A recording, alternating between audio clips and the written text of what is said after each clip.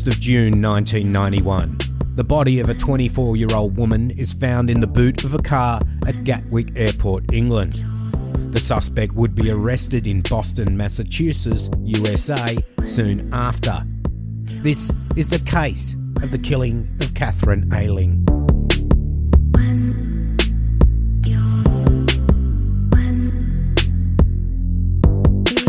Hi, I'm your host Cambo. Grab a beer and pull up a deck chair. This is True Crime Island, another true crime podcast.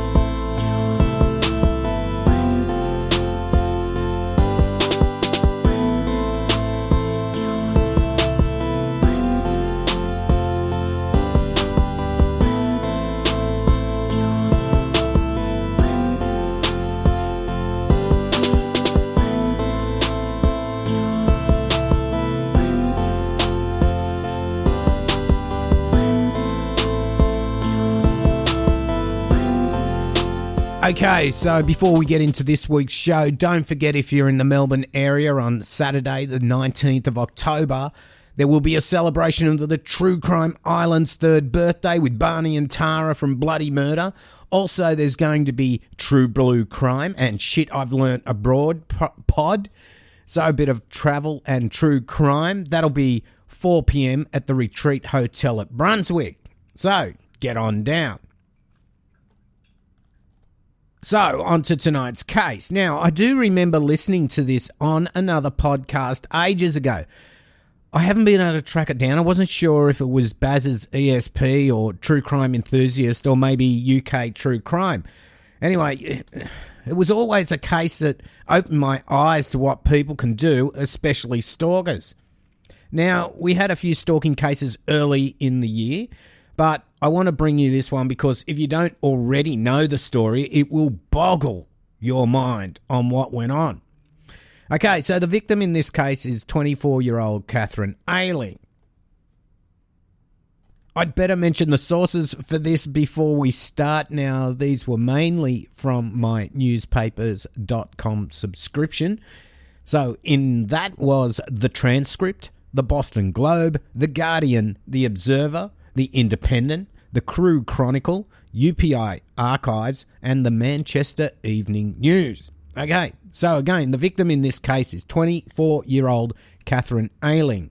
Formerly of Arundel, Catherine was studying humanities at the Crewe and Alsager College in Cheshire, England. This college has now been absorbed into the Manchester Metropolitan University. In 1989, Catherine was accepted into an international student exchange program where she would go to Bridgewater State College in Massachusetts, just south of Boston. Now, she'd be there for a year to study, and she flew to Boston in August of 1989. Now, Catherine was bright, friendly, very sociable, but she wasn't interested in any full-on relationship. She was having fun and in the US to study. She was popular back home in England, making friends easily in her hometown of Arundel, as well as her old college campus at Alsager. At Bridgewater, again, she was able to make friends and settled in quickly. While she was at Bridgewater, she would meet 27-year-old Curtis Howard, 6'4" computer whiz who'd earned a $2,000 scholarship from PepsiCo and was a computer science major at the college. He'd won the scholarship for designing a program for inventory management. He was very popular and also on the student board of governors. One of his friends, Chris Johnson, said he had a lot of girlfriends, a lot of girls calling. He was a leader. Everyone looked up to him. His mother, Barbara, described him as smart, quiet, and a high achiever who had attended Boston Technical High School, which has selective admission. As Catherine was a friendly and sociable person, when Curtis was around, she would speak to him, as she would speak to anyone. But Curtis took this in a totally different way, and he became extremely attracted to Catherine. Now, it wasn't long before Curtis asked Catherine out on a date. She politely declined. She wasn't interested in dating Curtis or anyone else at the time. Still, Curtis thought Catherine was playing hard to get, and he persisted in asking her out. He told her how his parents were very wealthy, owned properties, all that sort of bullshit you'd read on the typical Tinder profile. In reality, he was from a poverty-stricken home, and it was the Pepsi-Cola scholarship that gave him the resources to be at college. Eventually, hoping he would finally leave her be, she accepted his invitation to go out. Now, you want to impress on a first date for sure, but Curtis went a little bit overboard. He turns up in a dinner jacket, a stretched limo, has all the flowers and gifts and shit to impress, and this freaks Catherine out a little on his arrival. Now, from what I gather, Catherine's just wearing, nice clothes and all that, but certainly not a cocktail dress going to the Academy Awards. At any rate, they go off to a very, very expensive restaurant. Okay, so at this stage, Curtis is trying really hard, putting in his best shot. All well and good. A bit creepy, but good. Catherine is really uneasy throughout the night, and she ends up going home early. Curtis is not impressed or happy about this, but hey Curtis, you're the one being awkward. Catherine had made it very, very well known that she was not interested in a relationship, or anyone for that matter. She was happy to just be friends. Still, Curtis became infatuated with Catherine. He was not going to take no for an answer, and he kept on asking Catherine out and giving her gifts. This was really getting stalkerish and super awkward, and Catherine was getting concerned about it. Still, she was firm and not nasty in rebuffing Curtis's advances and all his requests for dates. In December of 1989, with Catherine unable to work out a way to stop Curtis's advances, a tragedy happened. Catherine's father had become sick and was dying. She immediately left Boston to be with her family in Arundel, England, but sadly her father had passed away. As you can imagine, the emotions inside of her from a father passing will consume her.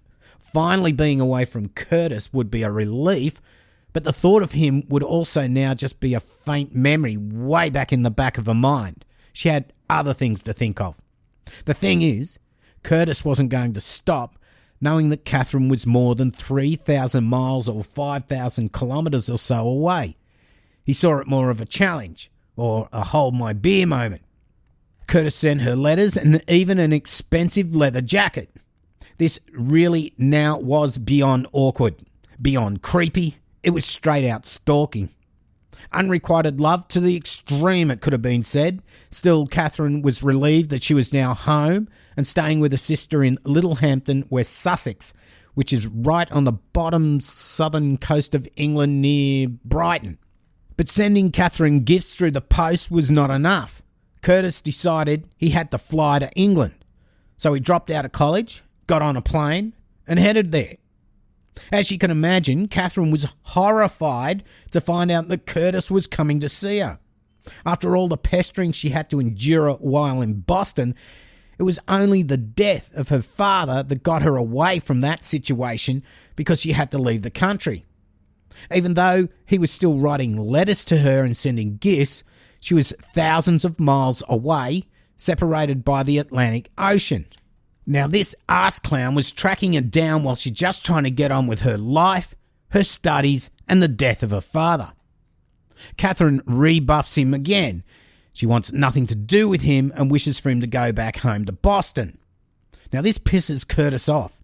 He's infatuated with Catherine. Every waking moment he's thinking of her. Everything he does to be closer with her and the eventual aim of winning her over. Now, I don't know if any of Curtis's friends in Boston knew about this infatuation or if he had just withdrawn himself from all his friends once he got like this. But you would hope that one of them would have tried to talk him through this a bit or talk him out of it. I'm actually thinking he kept it all inside, that no one else really knew the true extent of this problem. Now, Catherine's sister and family were quite aware of Curtis's infatuation. Things would escalate quickly. Curtis, not being able to accept the rebuff from Catherine, broke into her sister Sylvia's place, ransacked it, and scrawled the words, "Catherine is dead," on her bedroom door. Her mattress and pillow had been slashed with a knife, and he left a note which read, "Catherine Ayling, you will burn in hell." On another door, he scratched a swastika, probably to try to confuse investigators. He then went and desecrated Catherine's father's grave. What a dick. Anyway, it was pretty obvious who had broken in, and police apprehended Curtis, and he would be charged and convicted of burglary, fined £250 or so, and deported from the UK.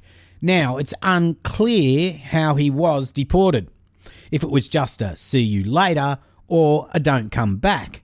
It was described as a supervised departure from England. I was unable to find out exactly what was stamped in his passport.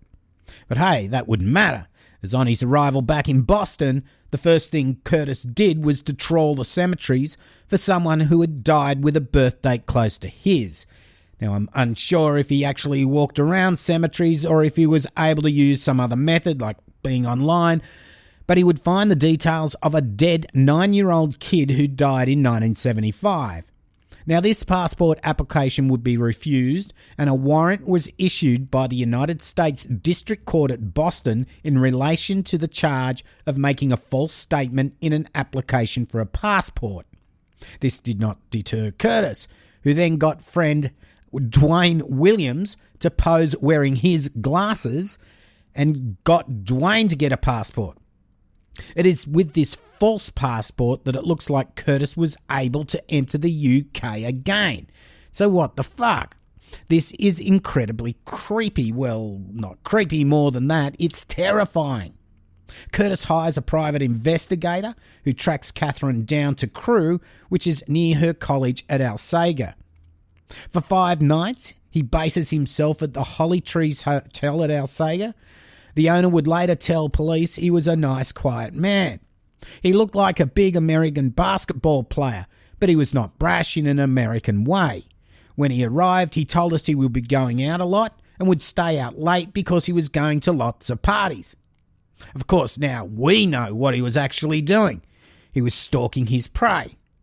Each day and night, he would track down and watch Catherine as she went about her day. Catherine, who was in the middle of her final exams, told friends that she was sure she'd spotted Curtis in the street, but she dismissed it as being paranoid and that she must have been mistaken. On the Wednesday, the 29th of May 1991, Curtis did a runner on his hotel, drove his green Montego rented car to the college campus at Alsager, waited for the moment Catherine was walking to her car, and as she got into her car, he attacked. Although Catherine fought back, Curtis, at 6'4" and a solid build, was able to overpower her. Curtis then stabbed Catherine 10 times and slit her throat. He then loaded her body into the boot or trunk of his car and drove 250 miles or 400 kilometres south to Gatwick Airport. He abandoned the car in the car park and caught a flight back home to Boston. Now, there were witnesses to this attack in the car park of the university or the college. Now, they just thought they were a couple that were having just a bit of fun. Anyway, her car with blood stains would be found soon after. Police would find the abandoned green Montego hire car parked at Gatwick on Saturday morning, the 1st of June. In the boot or the trunk, they found the fully dressed body of Catherine Ayling in a pool of blood. There were no signs of sexual assault. Soon the FBI were alerted and they were looking for Curtis.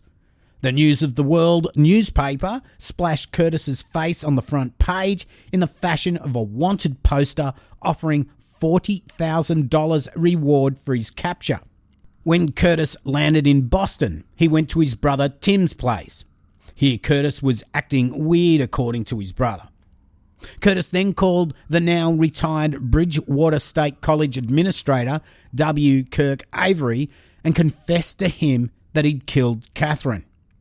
Avery told Curtis to call the police or hand himself in. When Avery realised Curtis hadn't done this, he called the police himself, and 20 police and FBI raided Curtis's brother's house and arrested him. Now, as a holding charge, they had that warrant for when he tried to get the false passport in the name of that dead 9-year-old kid. In the meantime, UK police were trying to organise an extradition of Curtis to face murder charges there. As you can imagine, Curtis fought the extradition request, saying that with all the media coverage in the UK and the fact that he was a black guy, he couldn't get a fair trial. Well, thankfully this failed and he was extradited back to England. Now, if you're getting the rage or have already gotten the rage, what is going to happen from here will give you a little brief respite, but then get ready for it. It'll be back. So Curtis is back in the UK, charged with murder, and he goes on trial. Now, the judge would describe him as a devious, dangerous man who could well strike again. Now, because Curtis's defence was able to show he was suffering from a mental illness, he would not be found guilty of murder. Rather, he was found guilty of manslaughter on the grounds of diminished responsibility. Psychiatrists had diagnosed him as paranoid psychotic with a serious mental illness. His defence said he came from a respectable family and had been a hard-working student with no record of violence. The problem was that he just had this mental illness. The judge said he'd read all the psychological reports from the US and the UK and was satisfied that Curtis was a cunning, devious, violent and dangerous man.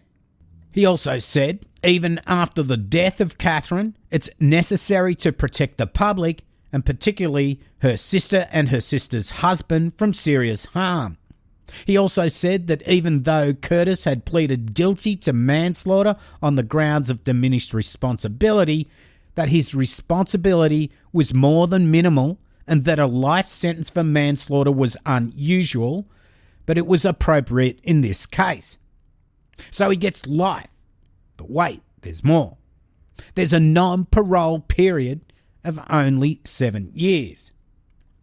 Now, at the time of sentencing, Catherine's family, of which 14 attended the court, they said the judge did a superb summing up and that they were delighted with the sentence as long as he is never, ever released.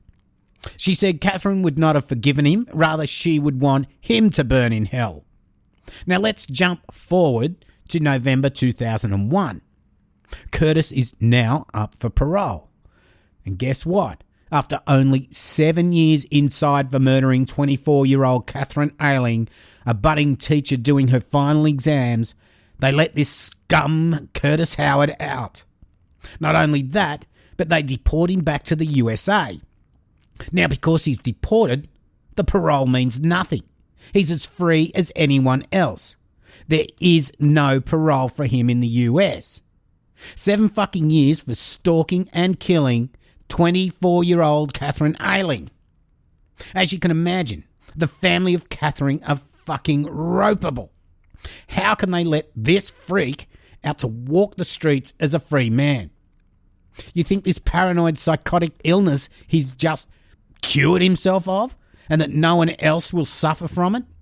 As the judge said, he is cunning and devious. He would have played all the right cards inside knowing he only had 7 years until he could get parole. But he had to be a good boy until that day.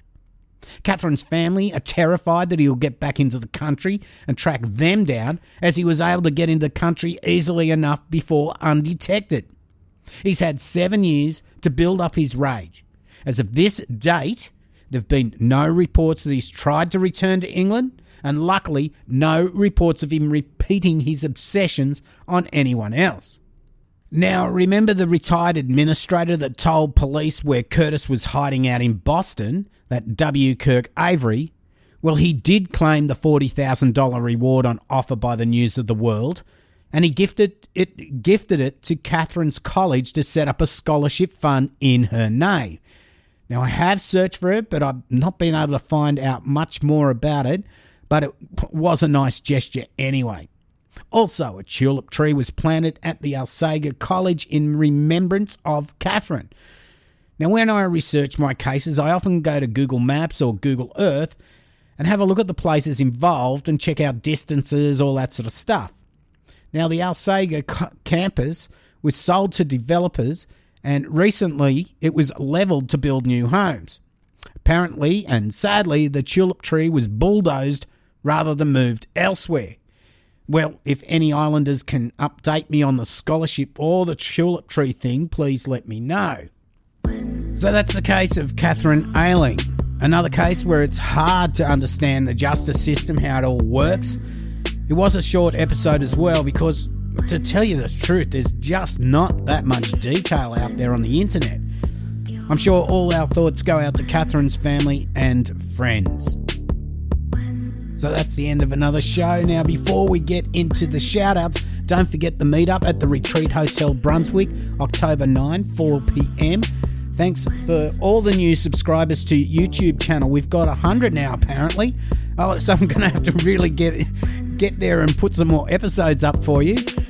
So now onto the new Patreons this week. We've got Beck Maycheck. I think it's Maycheck. Thank you so much, Beck. There's also the Shit I've Learned Abroad pod. They've come on board. Of course, they'll be at the meetup in Brunswick on the 19th of October as well. Thanks, can't wait to meet. True Crime and Travel. Now, thanks also to Marie Paris, who I emailed in May about her reward, her mug. But she had a computer malfunction and didn't get the email. She got in touch with me the other day and she's going to get a mug of rage. So anyone who thinks I may have missed them for any reason, like computer broke down or it might have, you check your junk mail, maybe I've sent it there, please let me know. I can sort you out as well. Also, please check your mailing addresses and email addresses as well for Patreon. T-shirts and mugs, they're all tracked, so I will send you tracking details. If the items look lost, please let me know as quickly as possible. Thanks so much to all present and past Patreon supporters of the island. It really does make a difference, and as you know, True Crime Island is a totally listener-supported podcast. It's your podcast. I keep it ad-free, as I know you don't like ads, I don't like them either. It actually plays up with my podcast player, and when I'm casting it to another device. So let's try and keep it ad-free. If you want to support the island financially, for as little as $1 a month, you too can become a patron. Go to patreon.com/True Crime Island and check out all the levels and rewards. Now, if I do send you something from Threadless, as I said, it will have tracking. Please monitor this and let me know if there's any issues, because I think I said it last week, Liam in Australia, he's had 2 shirts not arrive now in a row. So I'm going to sort that out a little bit differently.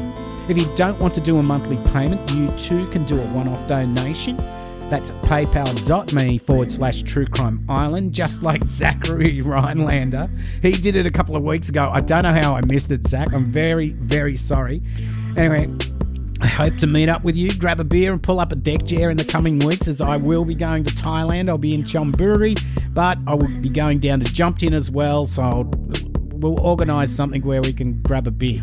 Also, you can support the island by getting hold of some merch such as t-shirts, hoodies, beach towels, fantastic tote bags, but my favourite things are, of course, everybody knows, the Mug of Rage, all available from truecrimeisland.threadless.com. Now, my website, truecrimeisland.com, has links to all this stuff. Also, don't order black mugs. They just don't look good.